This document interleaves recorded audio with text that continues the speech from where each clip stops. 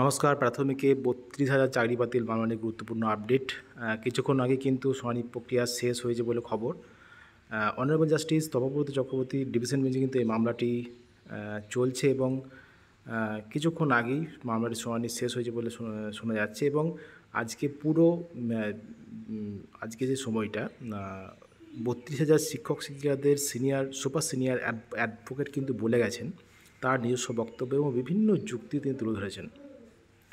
কী দুর্নীতি হয়েছে কি হয়নি এবং সিঙ্গেল বেঞ্চের রায় কী ছিল, ভুল ছিল না ঠিক ছিল এবং কাট অফ মার্কস নিয়ে সমস্ত বিভিন্ন ধরনের বিষয় তিনি তুলে ধরেছেন। আজকে পুরো বক্তৃতা কিন্তু তিনি দিয়েছেন এবং তিনি মানে পুরো সওয়ালটা তিনি আজকে করেছেন এবং বিভিন্ন যুক্তি তুলে ধরেছেন, বিভিন্ন বড় বড় যুক্তি তিনি তুলে ধরেছেন ৩২,০০০ শিক্ষক শিক্ষিকাদের পক্ষে, অর্থাৎ ৩২,০০০ শিক্ষক শিক্ষিকাদের পক্ষে তিনি জোরালো সওয়াল তিনি করেছেন আজকে ডিভিশন বেঞ্চে কলকাতা হাইকোর্টের। কিছুক্ষণ আগে শেষ হয়েছে এবং পরবর্তী শুনানির ডেট কিন্তু দেওয়া হয়েছে।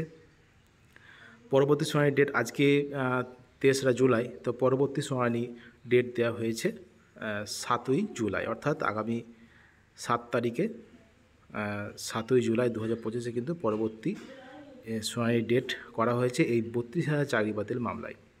তো ২০১৭ যে শিক্ষক নিয়োগ, অর্থাৎ ২০১৬ সালের যে নিয়োগ প্রক্রিয়া এবং ২০১৪ সালের টেট থেকে নিয়োগ প্রক্রিয়া এবং টেট নিয়েও কিন্তু অনেক অভিযোগ এসেছে এবং সেটাকেও তিনি বিভিন্ন যুক্তি দ্বারা তিনি বলেন যে বিভিন্ন যুক্তি দিয়ে তিনি দেখান যে টেট কীভাবে হয়েছিল, কতজন পরীক্ষা দিয়েছিল, কীভাবে পাস করেছিল এবং কীভাবে নিয়োগ প্রক্রিয়া হয়েছিল এবং বিভিন্ন বিষয় যে কোনো দুর্নীতি হয়নি, বিভিন্ন বিষয়ে তিনি আজকে তুলে ধরেছেন এবং ৩২,০০০ শিক্ষক শিক্ষিকাদের কিছুটা হলেও কিন্তু এগিয়ে রেখেছেন আজকে ৩২,০০০ শিক্ষক শিক্ষিকাদের সুপার সিনিয়র অ্যাডভোকেট।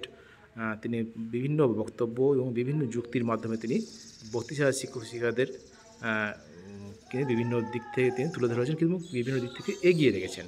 তো দেখা যাক আগামী ৭ই জুলাই এই মামলার, অর্থাৎ ৩২,০০০ শিক্ষক নিয়োগের যে এই মামলার কি আপডেট উঠে আসে এবং পরবর্তী ডেট যেটা ৭ই জুলাই ২০২৫ সেই ডেটে কিন্তু এই মামলাটি আবার উঠবে এবং দেখা যাক কি হয় এবং বিভিন্ন যুক্তি তিনি তুলে ধরেছেন সেই যুক্তি খণ্ডানো যায় কি না